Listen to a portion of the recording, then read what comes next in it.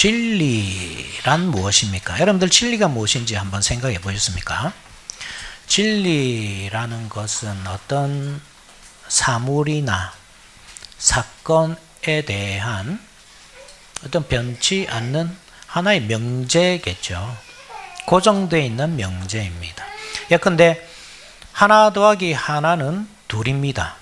그것은 고정되어 있습니다. 변치 않습니다. 누가 우리 문화에서는 세계다 통하지 않죠. 인종을 또 문화를 또 세대를 초월해서 모든 사람이 1 더하기 1은 2라는 사실에 대해서 동의하고 그것을 바꾸는 것을 용납하지 않습니다. 우리 기독교에서는 이런 명제가 확실히 있습니다. 하나님 말씀이죠. 하나님 말씀은 확실한 명제입니다. 그것은 변치 않는 진리입니다. 물론 교회 역사 가운데서 이 진리를 떠남으로써 진리 외에 다른 것을 이렇게 진리처럼 이야기함으로써 문제가 된 적이 있지만, 예컨대 로마 가톨릭에서 이 교황의 말이 무오하다, 무류성을 주장했잖아요. 그러한 문제 외에 하나님의 말씀, 그 순수한 말씀만큼은 확고하게 우리가 진리라고 표현합니다. 그런데 세상은 그렇지 않죠. 세상에서 진리란 무엇인가? 진리는 사람이 알 수 없는 것입니다. 진리를 흉내낼 수는 있죠. 그러나 참 진리라는 것은 사람의 손이 닿을 수 없는 곳에 있기 때문에 진리를 확실히 알 수 없습니다. 예컨대 어떤 완전한 삼각형이 있다. 그것을 사람이 흉내내어서 만들 수는 있지만 완전한 그 삼각형은 구현할 수 없다고 생각하죠. 그렇게 이 세상 역사가 이어져 오다가 이 헤겔이라는 사람 앞에서 이제 사람에게서 이 획기적인 이 진보를 합니다. 헤겔은 어떻게 이 진리를 이해했느냐고 하면 진리를 알 수 있다. 물론 사람이 태어나서 어떤 공부를 하고 또 그 공부를 통해서 밝혀낸 하나의 진리가 완전하다는 뜻은 아닙니다. 완전하지 않죠. 그러나 그 진리가 딱 나왔을 때 그 진리에 대한 반론이 분명히 있을 거고, 그 진리가 완전한 진리가 아니니까. 그렇게 이 도출된 진리와 그에 반하는 반론이 이 겹쳐지면서 그렇게 다툼이 생기면서 더 나은 결과로 이어진다고 본 거죠. 그것이 유명한 헤겔의 변증법입니다. 정과 이 반이 부딪혀서 합으로 나가는 과정이죠. 이것은 이 많은 가능성을 내포하고 있는 말입니다. 진리가 아는 것도 진리가 될 수 있습니다. 왜냐하면 사실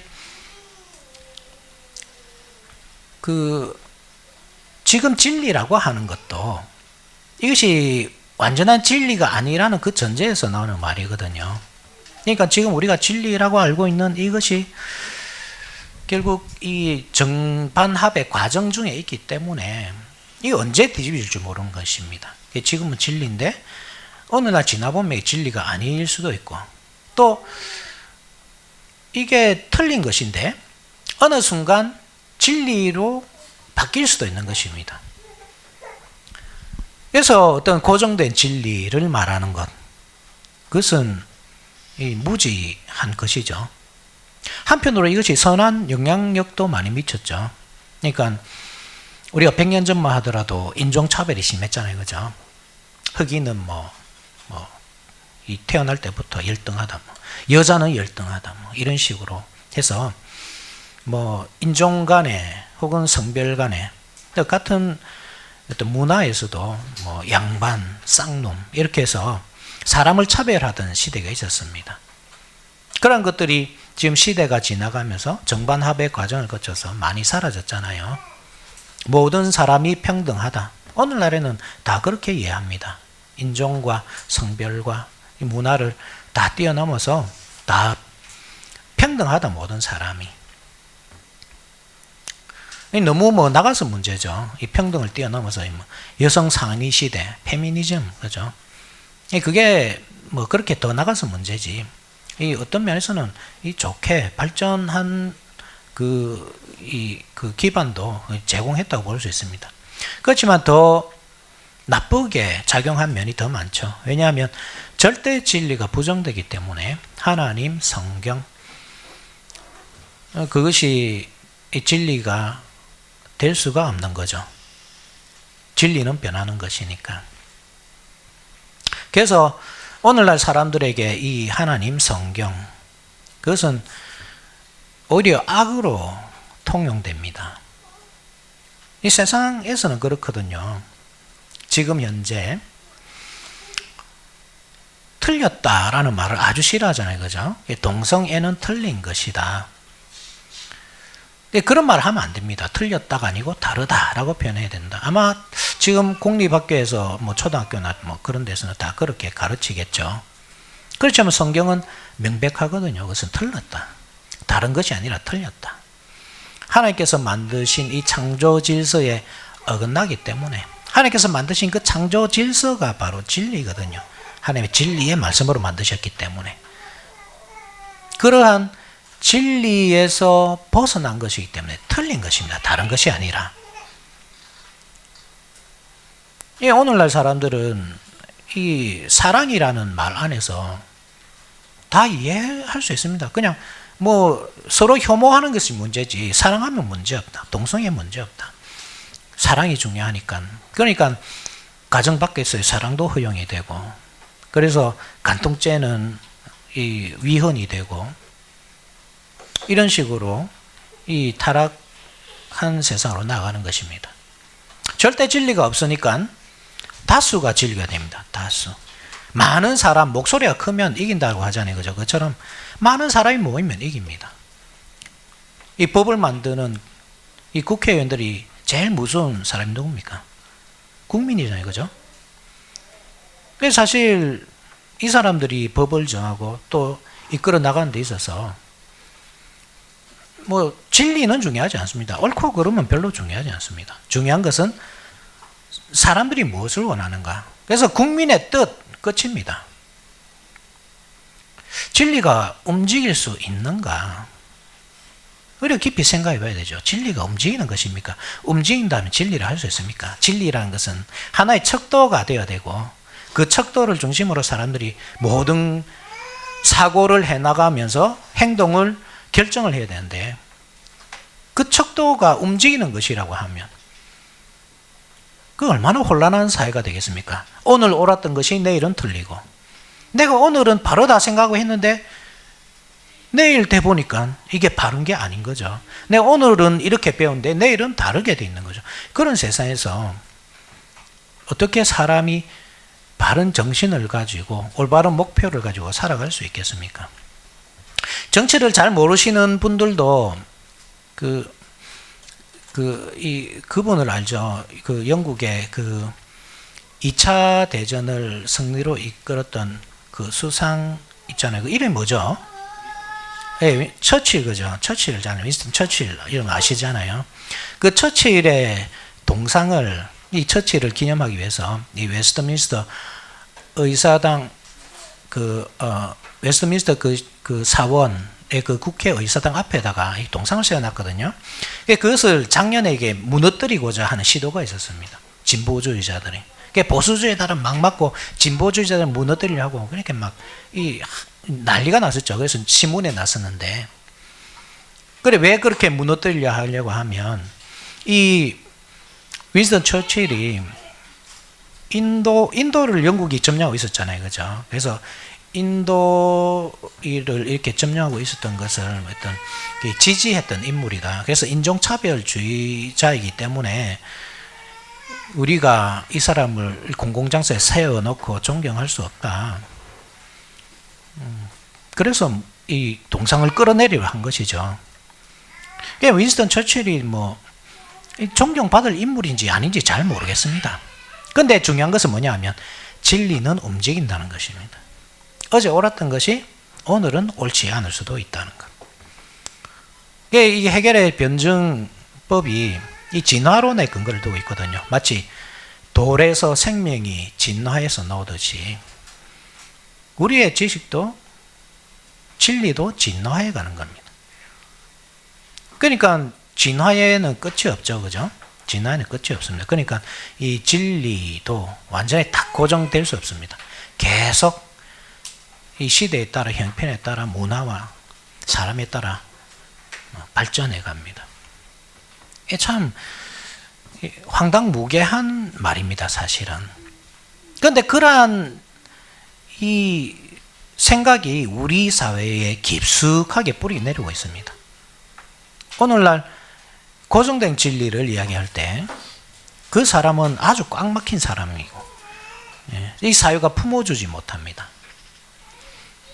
그러한 사회에서 우리 그리스도인으로서 살아간다는 것, 이 고정된 진리를 이야기한다는 것, 명백한 진리, 명약관화한 이 하나님의 말씀, 그것을 가지고 살아간다는 것, 또 그것을 이야기한다는 것, 참 쉽지 않은 일이란 말입니다.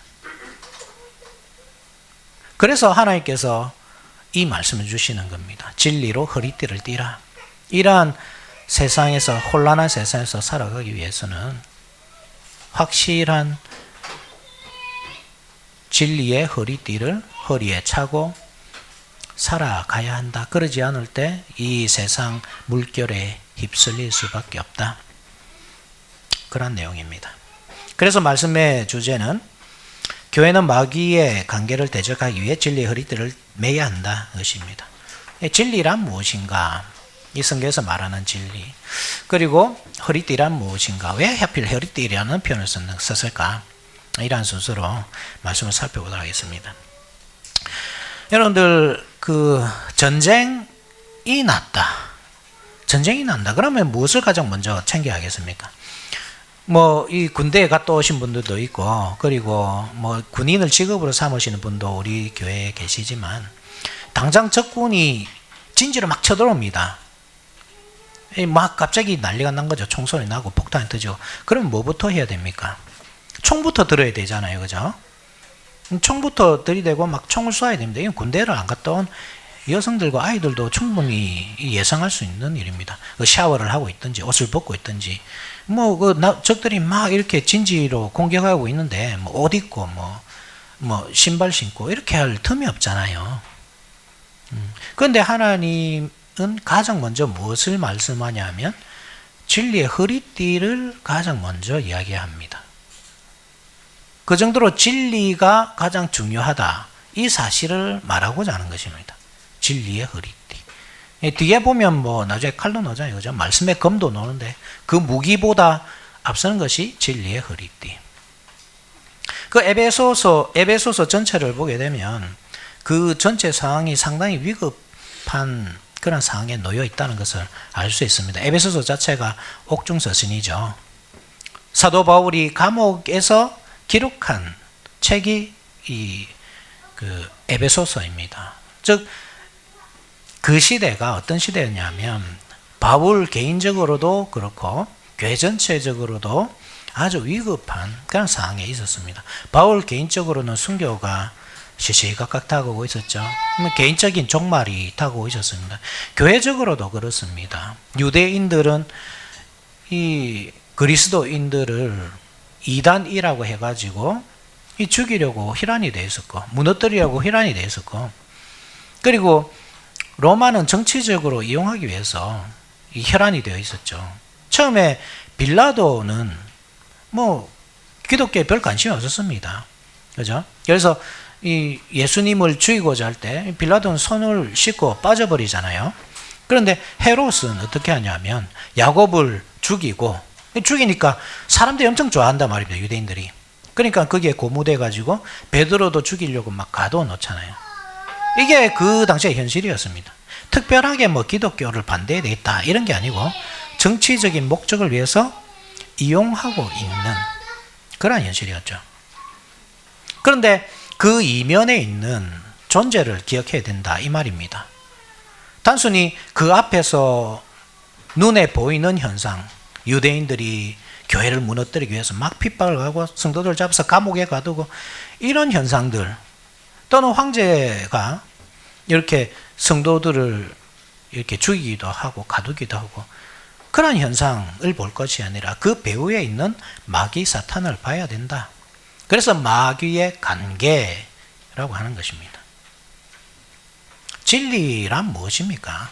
진리는 하나님 말씀밖에 없잖아요. 그죠? 하나님 말씀 외에 진리란 없습니다. 우리가 쉽게 생각하는 것이 내가 가지고 있는 가치관, 생각, 감정, 그런 것을 이 진리로 생각하고 붙잡을 때가 많거든요. 그런데 그러한 것들은 늘 바뀐다는 사실을 아셔야 됩니다. 우리는 이 한 세기도 못 살고 잠시 거쳐가는 그냥 나그네일 뿐입니다. 세상 시작부터 끝마칠 때까지 이 세상을 붙잡고 바른 길로 이끌고 가고 계신 분은 하나님이시죠. 그런데 우리가 그 잠시 1세기도 못 사는 우리가, 한 세기도 못 사는 우리가 몇십 년 배운 그것으로 마치 진리인 듯 붙잡고 사는 것. 그렇게 하다 보면 나중에 부끄러움을 당하게 됩니다. 오늘 옳았다고 생각했던 것이 내일은 틀릴 수도 있는 것이거든요. 그게 세상의 이치입니다. 그런데 변치 않는 것, 이 세상이 시작하기 전부터 마칠 때까지 변치 않는 유일한 것이 뭐냐면 하나님의 말씀입니다. 그 말씀만을 내가 꼭 붙들고 살아야 되겠다. 그 외의 것은 내가 진리라는 말을 아예 처음부터 쓰지 말아야 합니다. 나중에 부끄러움을 당합니다. 오늘날 뉴스를 보게 되면 뭐 난리죠, 그죠? 한쪽에서는 뭐 대통령 하야를 이야기하고 한쪽에서는 이 진보를 뭐 퇴치하자 막 이런 식으로 이야기하고 거기에 뭐 진리가 있습니까? 이 목숨을 걸고 막 하는 거 같잖아요. 그런 사람들 보면 그죠? 그 사람들이 특별히 진리라고 믿어서 그런 것은 아닐 것입니다. 뭐 정치적 성향에 따라서 이 편에 서기도 하고 저 편에 서기도 하고 그렇겠죠. 그런데 그게 이 세상이라고 할 때 이 어떤 진리 문제가 아닌 것에 대해서 얼마나 많은 에너지를 소비하고 있는가. 거기를 통해서 사실 우리 자신을 한번 투영해 봐야 한다는 말씀입니다. 나도 모르게 뭐 그러한 정치적인 무대는 아니더라도 비진리적인 문제, 그죠? 진리가 아닌 것에 대해서 목숨 걸고 뭐 싸우고 다투고 하고 있지 않은지. 우리는 다른 것들은 다 양보할 수 있어야 되거든요. 사실 그리스도인이. 근데 진리 문제, 이 하나님의 말씀만큼은 절대로 양보해서는 안 됩니다. 그런데 그렇게 하나님의 말씀을 따르지 못하도록 이 방해하는 세력이 있는데 그가 바로 마귀 사탄인 것이죠. 마귀 사탄의 관계. 하나님을 지지하지 못하도록 자신의 뜻을 지지하며 살도록. 그렇게 하기 위해서 무엇을 하겠습니까? 하나님의 말씀이 옳지 않다. 그것을 증명하라겠죠. 하나님께서 아브라함에게 이런 약속을 주셨단 말입니다. 하늘의 별같이 바닷가의 모래같이 네 백성을 많게 해줄게. 그 약속이 아니다. 하나님의 말씀이 진리가 아니다. 그것을 증명하기 위해서 마귀 사탄이 무엇을 하냐 하면 그 수요를 계속 줄이는 겁니다. 수요를 줄이는 이야기입니다. 성경을 보면. 핍박을 하기도 하고 때로는 죄의 길을 걷도록 해서 하나님의 이 품에서 떠나게 만들도록 하기도 하고 때로는 정죄함으로써 네가 하나님의 백성이 아니잖아 그렇게 해서 탈락시키기도 하고 그게 마귀 사탄이 하는 일이란 말씀이죠. 우리가 진리 위에 굳게 서 있다고 하면 사실 그것을 위해서 하나님은 예수 그리스도를 보내시고 우리의 죄를 사해 주시고 우리에게 그 의로움을 주셔서 하나님의 백성이라는 사실을 확고하게 해 주시는 것. 그렇게 함으로써 이 아브라함에 주신 약속을 이루어 가시잖아요. 그죠?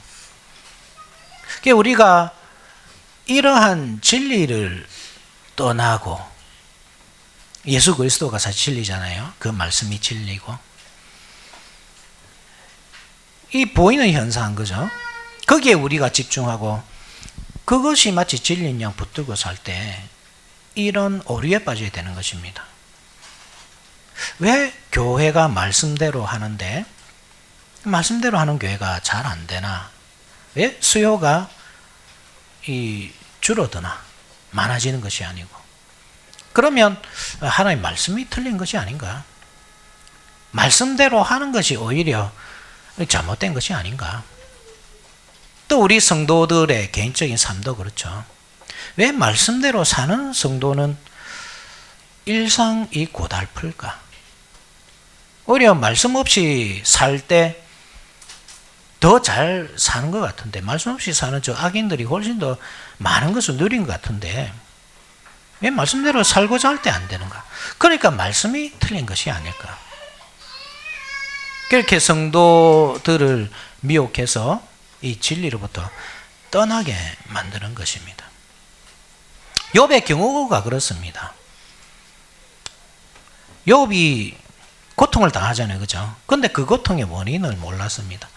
물론 원인은 있었습니다. 하늘에서 있었죠. 그러니까 땅에서 근근히 살아가는 사람이 그 하나님의 뜻이 무엇인지 알지 못하는 것입니다. 욥에게 어떤 일이 있었습니까? 하나님께서 욥을 칭찬했습니다. 이렇게 순전한 사람이 있는가? 진리 안에 사는 사람이죠. 그죠? 많은 유혹이 있을 것이지만 그러나 그 진리를 떠나지 않는 이러한 사람을 네가 본 적이 있느냐? 사탄이 뭐라 합니까? 야, 이 하나님께서 복을 주시니까 그렇죠. 복을 빼앗아 보십시오. 그래도 욥이 순전한지 한번 보십시오. 그래서 사실 엄청난 도전이었거든요. 그러니까 이 땅에 세워진 하나님의 교회가 다 목적이 있어서 세워지는 것이지 하나님을 사랑해서 세워지는 것이 아니다. 하나님께서 복을 주신다고 하니까 모이는 것이지 하나님께서 복을 안 빼앗아 보십시오. 그의 생명을 생명은 빼앗지 말아 했으니까 그의 건강을 빼앗고 그 자녀들의 목숨을 빼앗고 재산을 빼앗고 친구들도 다 돌아서게 그렇게 한번 만들어 보십시오. 그렇게 해도 이 욥이 신실함을 유지할 수 있을지 한번 보십시오. 근데 그 시험은 피해갈 수 없는 것입니다. 만약에 그것을 그냥 둔다면 이 하나님에게 완전히 부정당하는 것이기 때문에 그렇습니다. 우리 가정을 한번 생각해 보십시오. 내 아내가 혹은 내 남편이 내 어떤 외적인 조건을 보고 결혼을 했다. 내 이 재산을 보고 학벌을 보고 집안을 보고 만약에 그런 것이 없었다면 나는 당신하고 결혼하지 않습니다. 그래서 올바른 가정이 아니죠. 사랑 위에서 세워진 가정이 아니잖아요. 기업체나 다른 것입니다. 업체입니다. 사업체. 어떤 이윤을 위해서 모인 단체이기 때문입니다. 교회도 마찬가지입니다. 우리 교회가 만약에 하나님을 사랑하는 마음 없이 하나님께서 주실 복을 위해서 하나님께서 복을 주신다 하니까 어떤 사람은 집 한 채 장만하고자 하는 목적으로 어떤 사람은 대학교에 합격하고자 하는 목적으로 어떤 사람은 승진하고자 하는 목적으로 그런 목적으로 다 모여 있다고 한다면 하나님 사랑하는 마음이 없이 그 교회가 기업체지 이게 무슨 교회입니까? 기업체보다 못합니다. 여러분. 왜냐하면 기업체는 생산성이라도 있거든요. 그런데 교회는 생산성이 없습니다. 그냥 게으른 사람들의 모임이죠. 그냥 일은 하기 싫고 땀 흘려 수고해서 열매를 기대하기보다 하나님께 불쌍하게 엎드려서 어떤 열매를 기대하는 모림치한 사람들의 모임일 뿐이잖아요. 만약에 복을 바라고 모였다고 한다면. 그러니까 하나님은 욥을 시험할 수밖에 없었습니다. 욥은 그것 때문에 시험을 당했습니다.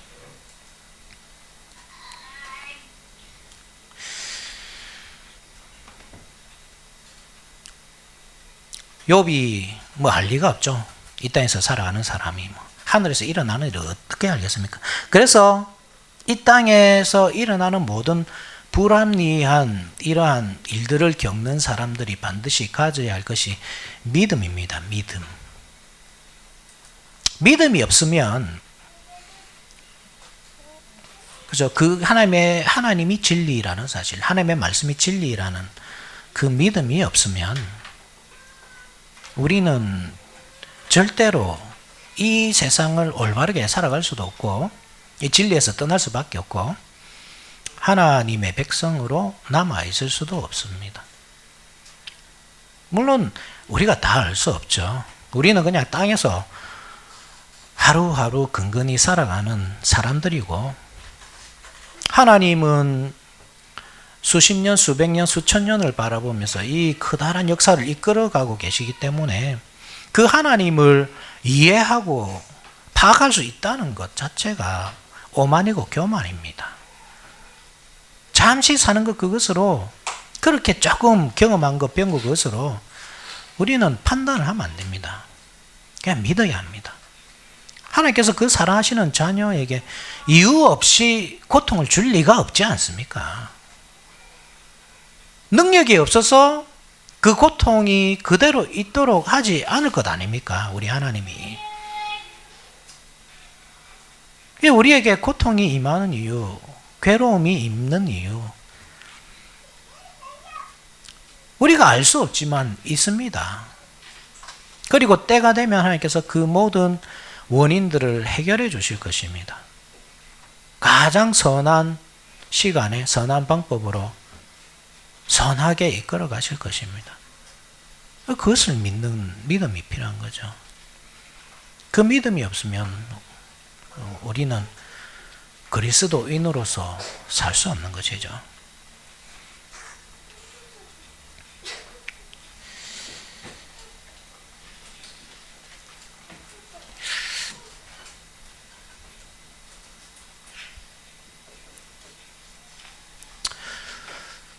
그러한 믿음을 뒤흔드는 것이 마귀 사탄이다. 마귀의 관계다. 이 사실을 여러분 잘 기억하셔야 됩니다. 성도가 진리 안에 서지 못하도록 그 믿음을 뒤흔드는 것. 하나님을 바라보게 하는 것이 아니고 이 현실 상황과 형편을 바라보게 하면서, 야, 네가 믿는 하나님이 어디 있느냐, 이렇게 조롱하는 것. 그렇게 하나님을 떠나게 하는 것. 그래서 하나님은 그 마귀 사탄의 관계의 본질을 아시기 때문에 진리의 허리띠를 가장 먼저 언급하는 것입니다. 그러한 관계에 흔들리지 않도록 진리의 허리띠를 허리에 메고 이 마귀 사탄의 관계에 대응해야 된다. 그래야 이 영적인 싸움에서 이겨낼 수 있다. 사도 바울이 감옥에 갇힌 이유도 진리가 부정된 현실 때문이었죠. 시작은 유대인들이었습니다. 그죠? 이 진리를 전하고 있는 이 기독교인들을 잡아가두고 핍박하고 그랬습니다. 이 로마는 처음에 별 관심이 없었습니다. 오히려 유대인들의 그 마수로부터 사도 바울을 보호해 주잖아요. 이 종교가 무엇입니까? 종교는 양심의 영역입니다. 그것을 강제로 할 수 없습니다. 강제로 믿음을 가져라. 그게 어떻게 믿음을 가집니까? 그러니까 이 로마인들이 보기에도 유대인들의 그런 행태, 그것은 좀 과하게 보였던 것이죠. 그러나 네로를 기점으로 완전히 상황이 바뀝니다. 네로가 로마시의 3분의 2가 불탄 이 원인을 기독교인들에게 돌림으로써 기독교인들을 이제 핍박하기 시작하죠. 그때 사도 바울도 이제 이 순교하거든요. 근데 여러분 잘 보시면 기독교인들이 얼마나 신실하게 살았는지 모릅니다. 그 로마인들도 부끄러울 정도로. 그러니까 로마인들도 돌보지 않는 그런 병자들, 약한 사람들, 사회에서 소외된 사람들, 그런 사람들을 기독교인들이 돌봤거든요. 그런 사람들을 향해서, 그런 선한 이웃을 향해서 이 사람들은 악한 이웃이다. 유대인들은 이 예수 그리스도가 참된 진리라고 할 때 그 진리를 거부함으로써, 그죠? 예수님이 진리가 아니다. 그렇게 낙인 찍음으로써 진리를 호도했고, 로마인들은 이 착한 이웃, 너무나 선한 이 이웃을, 그리스도인을 우리 시에 불을 지는 악한 이웃이다. 저 마음속에 어떤 사악한 것이 들어있는지 모른다. 이렇게 악한 이웃으로 만들므로써 진리를 호도하고 그런 상태였던 것입니다. 그러면 뭐 이런 상황에서 어떻게 해야 됩니까? 안으로는 유대인들, 뭐 거기다가 거짓된 복음까지, 영지주의자들, 밖으로는 로마인들, 엄청난 이게 삶의 압박이 아니겠습니까? 뭐 집에도 못 가고 밖에도 못 가고 도대체 그리스도인들은 어디에서 마음을 두고 몸을 두고 그렇게 살아야 합니까? 뭐 한 세상, 뭐 긴 세상도 아니고 이 세상 사는 동안에도 좀 편하게 건강하게 적당히 뭐 크게 누리고자 한 것도 아니고 별 근심 없이 어려움 없이 좀 살아야 되지 않겠습니까? 그러면 이 진리를 버려야 합니까? 하나님을 믿는 신앙을 버리고 그냥 평범한 시민으로 소시민으로 살아가면 이런 어려움도 없지 않겠습니까? 거기에 대해서 하나님은 그래도 진리의 허리띠를 허리에 매야 된다. 진리는 하나님이 계시기 때문에, 생명은 하나님께 있기 때문에 그 진리의 허리띠를 메고 살아가야 된다. 성도 여러분, 우리 생각이 무시당하는 것, 우리 감정이 무시당하는 것, 이 참 큰 일이잖아요. 그죠? 작은 일이 아닙니다. 내 계획이 다 무산되는 일. 그러나 우리가 항상 생각해야 될 것이 뭐냐 하면 이 지나보면 이게 사실 별일이 아니라는 것이죠. 지금 당장 내 생각이 무시당하고 내가 한 어떤 업적이 뭐 다른 사람에 의해서 이 뺏기기도 하고 혹은 무시당하기도 하고 그러면 참 그게 사람이 견디기 힘든 일이거든요. 그런데 우리가 생각해야 될 것은 그것은 진리가 아닙니다. 사람이 그것 때문에 죽고 살지 않습니다. 진리는 하나님의 말씀, 삼위 하나님의 그 자체. 그 큰 것을 위해서 작은 것들은 때로는 버리고 희생할 수도 있어야 하는 것이죠. 그 때문에 만약에 내 신앙이 흔들린다면 혹은 그 때문에 하나님의 이름이 모욕을 당하거나 우리 교회 이름이 모욕을 당하거나 좋은 이웃이 아니라 나쁜 이웃으로 드러나고 그런 일이 없도록 해야 하는 것입니다. 여러분들 반드시 기억하셔야 된다. 진리의 허리띠는 다른 것이 아닙니다.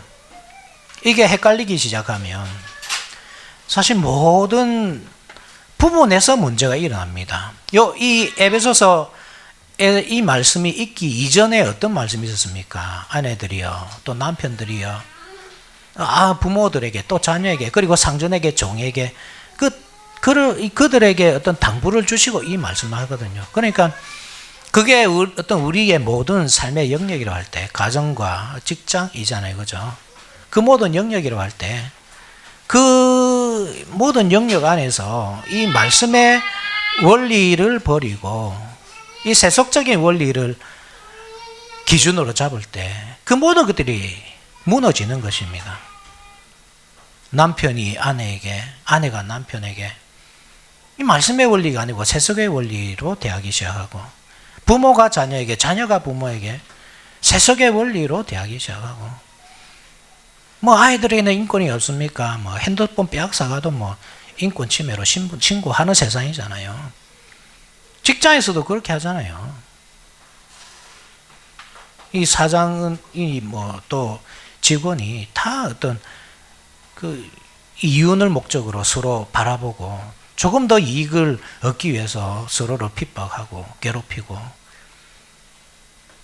뭐 세상이 바르게 되기를 바랄 수는 없습니다.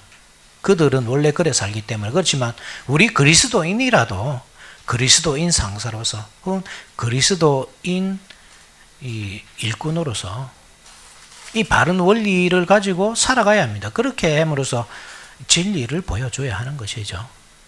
이 타락해가는 세상, 하나님께서 만드신 이 세상은 너무나 아름답고 선하지만 하나님 보시기에 좋았더라, 선하다 이 말이잖아요. 그 진리가 무너짐으로 인해서 완전히 혐오스럽게 된 이 세상을 우리가 말씀으로 살아내므로써 바르게 아름답게 다시 세워가는 것입니다. 진리가 이렇게 중요한 줄 알겠습니다. 그죠? 이제 배워서 알겠습니다. 그런데 왜 하필 허리띠일까? 허리에서 뭐 힘이 나온다 이런 말도 있지만 그런 의미에서 허리일까? 그런데 성경에서 그 용례를 찾아보는 것이 중요하죠. 그 창세기 35장 11절에 이런 말씀이 있습니다. 하나님이 그에게 이르시되 나는 전능한 하나님이라 생육하며 번성하라. 한 백성과 백성들의 총회가 내게서 나오고 왕들이 내 허리에서 나오리라. 허리에서 나올 것이다. 이렇게 말하고 있죠. 이 말씀은 하나님께서 야곱에게 주시는 약속이거든요. 그러니까 이 왕들, 그죠? 그 백성들의 총회, 그것이 어디에 다 있냐면 지금 야곱의 허리에 들어있는 것입니다. 그러니까 야곱의 허리는 어떤 허리냐면 첫 번째로 이스라엘이라는 커다란 나라가 형성되어 나오는 장소입니다. 그죠? 뭐 중요한 것은 이 이스라엘이라는 그 나라가 아니죠. 중요한 것은 예수 그리스도, 이스라엘이라는 그 계보를 통해서 오실 그리스도, 그것이 야곱의 허리에 들어있다. 그리고 더 나아가서 예수 그리스도의 몸된 교회, 그것이 그 허리에 들어있다. 그러니까 이게 어떤 구속사적인 약속이 여기에 담겨 있는 것입니다. 허리에 그 하나님의 구속사적인 모든 계획이 들어있다, 이런 의미인 것입니다. 우리가 어떻게 이 야곱의 후손이 되는가? 아브라함과 야곱과 이삭이죠, 그죠? 아브라함의 후손이 되는가? 우리가 아브라함의 후손이라 할 때 어떻게 됩니까? 믿음으로 되잖아요. 혈통으로는 아무 관계가 없잖아요, 그죠? 믿음으로 된단 말입니다. 그래서 여기서 중요한 것은 믿음이죠. 하나님의 약속과 그 약속을 믿는 믿음. 그래서 이 허리는 강인함으로 나타납니다. 강인함입니다. 나훔서 2장 1절이거든요. 파괴하는 자가 너를 치러 올라왔나니 너는 산성을 지키며 길을 파수하며 내 허리를 견고히 묶고 내 힘을 크게 굳게 할지어다. 구속자가 있는 장소이기 때문에 그렇습니다. 구속자께서 나와서 구원을 이루실, 마귀 사탄의 이 공격을 깨뜨리실 그 장소, 이 구속자와 약속이 있는 장소이기 때문에 그렇습니다. 그래서 강함으로 나타나죠. 이 창세기 37장 34절 같이 한번 찾아볼까요? 37장 34절 같이 한번 찾아봅시다.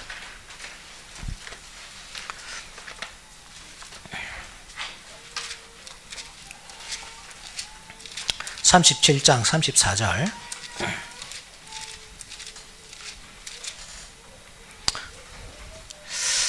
같이 한번 읽어볼까요?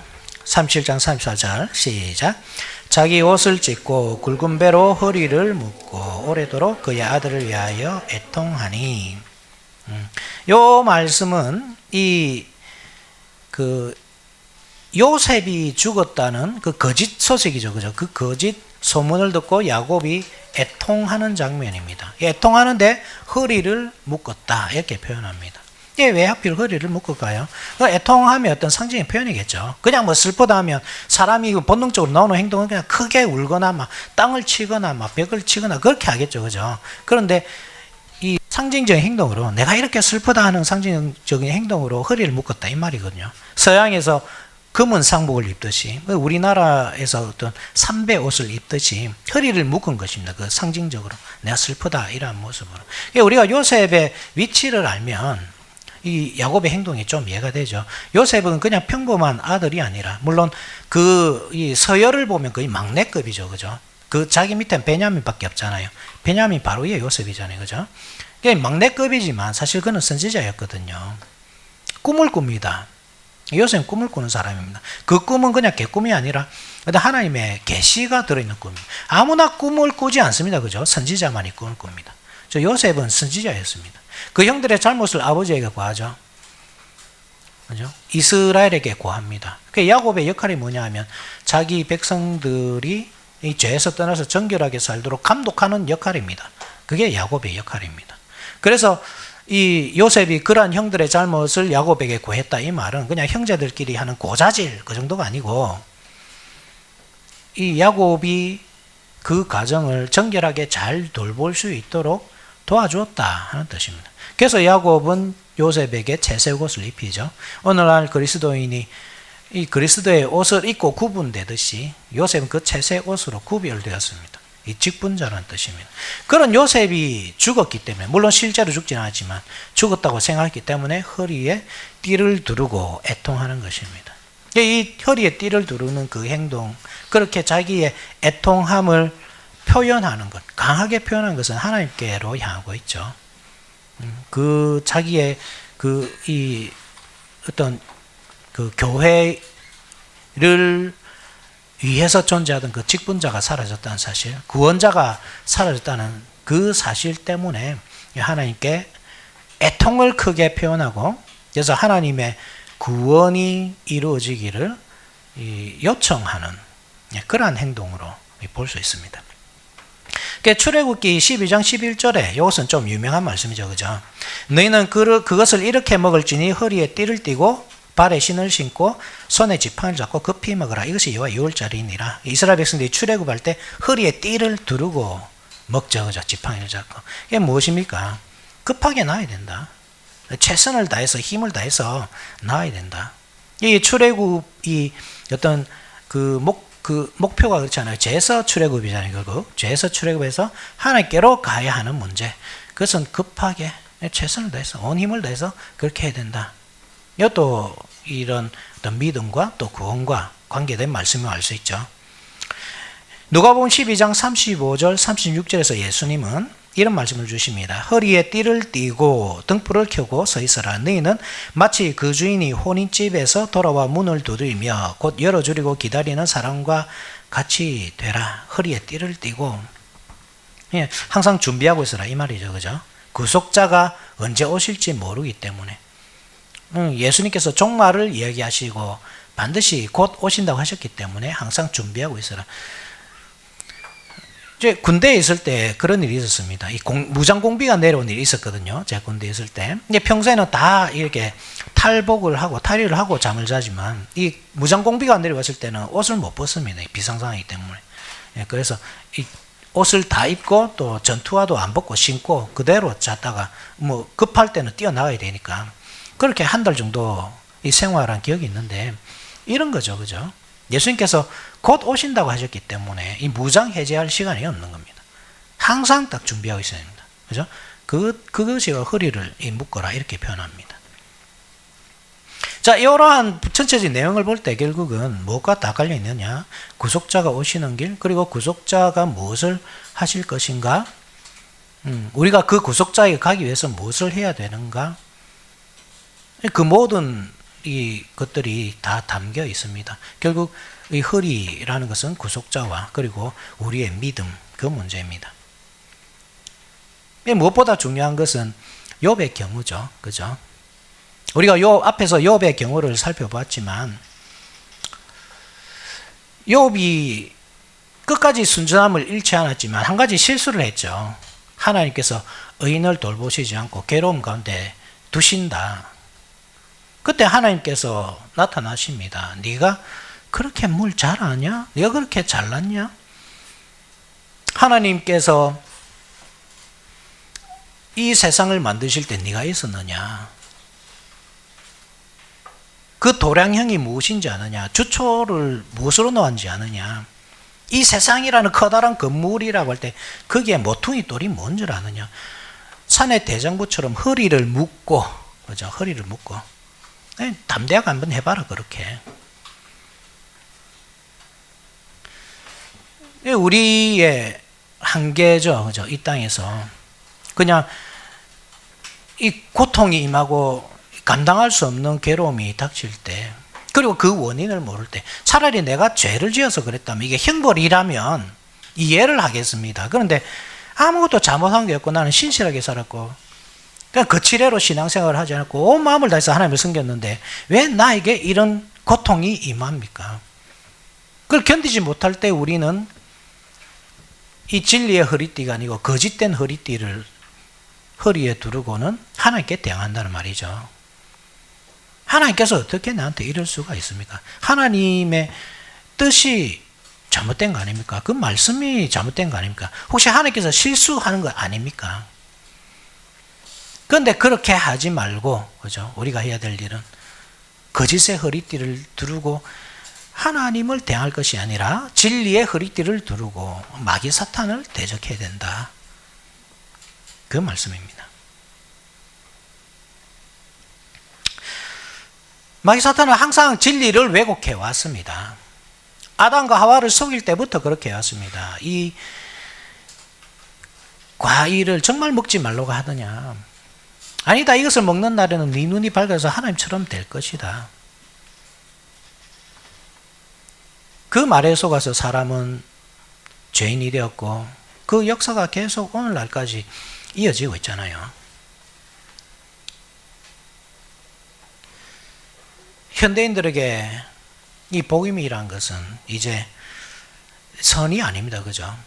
선과 악을 항상 구분해야 된다고 할 때, 그리고 우리 조상 아담과 하와가 선악을 알게 하는 나무의 실과를 먹었다고 할 때 그 역사가 계속 이어지고 있거든요. 우리도 선과 악을 알게 하는 나무의 실과를 하나님의 허락도 없이 마음대로 먹고 마음대로 선과 악을 판단하는 그런 세계 속에서 살고 있단 말입니다. 그렇다고 할 때 선과 악이 무엇인가? 항상 기억해야 될 것이 하나님께서 세상을 만드시고 그것을 선하다고 하셨기 때문에 하나님의 말씀이 선이다. 이것을 기억해야 되는데 우리도 선과 악을 마음대로 판단하고 내 생각과 뜻과 혀상과 형편에 따라 이것은 선하고 저것은 약하고 내한테 좋기 때문에 선하고 내한테 나쁘기 때문에 악하고 저 사람은 내한테 좋게 대해주기 때문에 좋은 사람이고 저 사람은 나한테 악하게 하기 때문에 항상 선소리를 하기 때문에 악한 사람이고 그게 우리의 약함이죠. 그냥. 그런데 그 배후에는 마귀 사탄이 있다. 이것을 항상 기억해라 이 말입니다. 현대는 모든 것을 의심하는 시대입니다. 어차피 진리가 고정되어 있지 않기 때문에 이것이 진리인가 다 의심하시는 거예요. 그래서 서로 의심하다 보니까 어떻게 됩니까? 그게 포용으로 나아가는 겁니다. 야, 니도 맞을 수 있고 나도 맞을 수 있으니까 서로 포용하자. 그런데 유일하게 포용 못하는 분이 있죠. 하나님. 현대인들이 절대 하나님을 포용 못합니다. 왜냐하면 하나님을 포용하는 즉시 자기들이 가지고 있는 그 진리를 포기해야 되기 때문입니다. 복음도 포용 못합니다. 코란은 포용할 수 있습니다. 여러분 미국 학교에서 코란 교육은 가능합니다.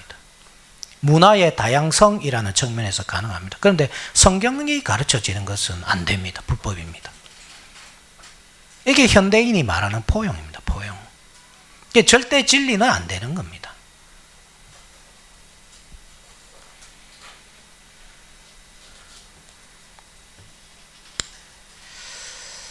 이러한 시대에 현실만 보고 있으면 참 마귀 사탄이 그 면류관을 쓰고 있는 것 같지 않습니까?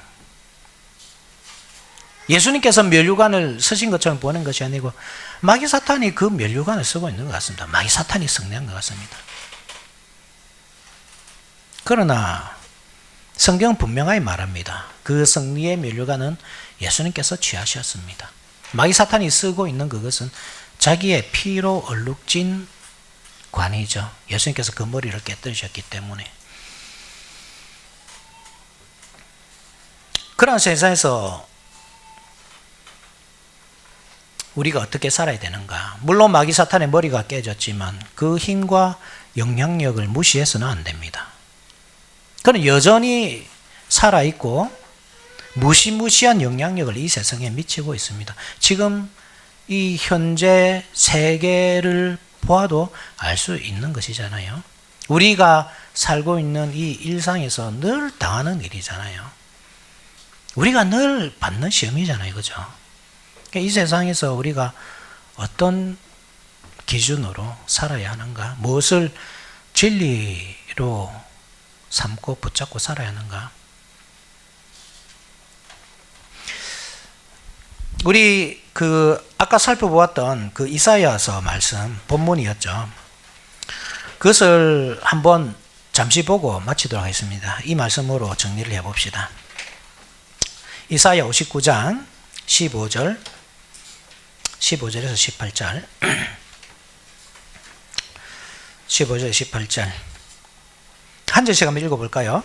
성실이 없어짐으로 악을 떠나는 자가 탈취를 당하는도다. 그 정의가 없는 것을 기뻐하지 아니하시고. 이게 15절이었구나. 16절 제가 읽겠습니다. 사람이 없음을 보시며 중재자가 없음을 이상히 여기셨으므로 자기 팔로 스스로 구원을 베푸시며 자기의 공의를 스스로 의지하사 구원을 자기의 머리에 써서 툭으로 삼으시며 보복을 속옷으로 삼으시며 열심을 입어 것으로 삼으시고. 18절 다 같이 그들의 행위대로 갚으시되 그 원수에게 분노하시고.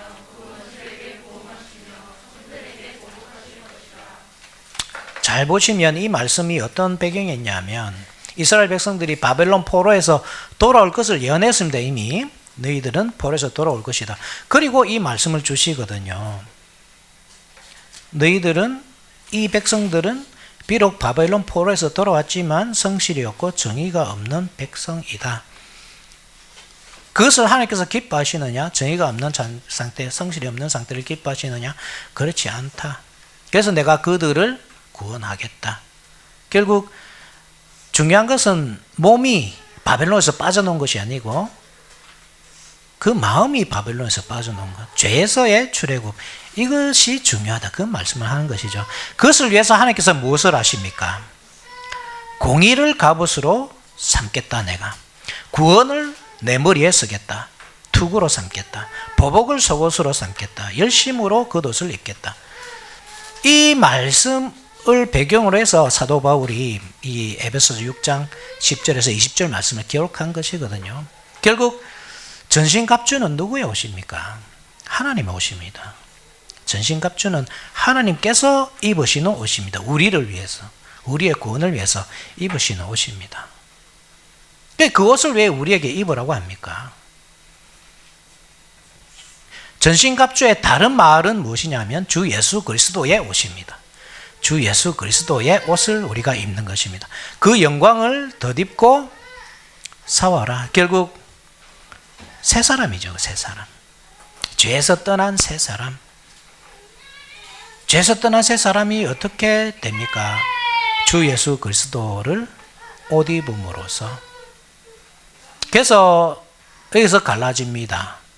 누가 교회 다니고 누가 교회를 다니지 않느냐, 이것이 아니라 누가 진리를 붙잡고 사냐, 누가 진리를 붙잡고 살지 않느냐. 예수 그리스도의 옷을 입은 사람은 진리를 붙잡고 사는 사람들이죠.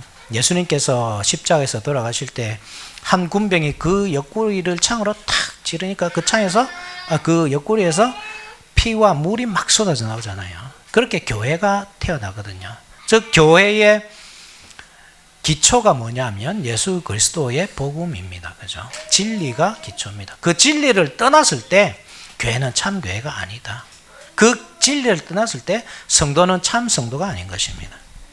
요한복음 8장 44절처럼 너희는 너희 아비 마귀에게서 났으니 너희 아비의 욕심대로 너희도 행하고자 하느니라. 그는 처음부터 살인한 자요 진리가 그 속에 없으므로 진리에 서지 못하고 거짓을 말할 때마다 제 것으로 말하나니 이는 그가 거짓말쟁이요 거짓의 아비가 되었습니다.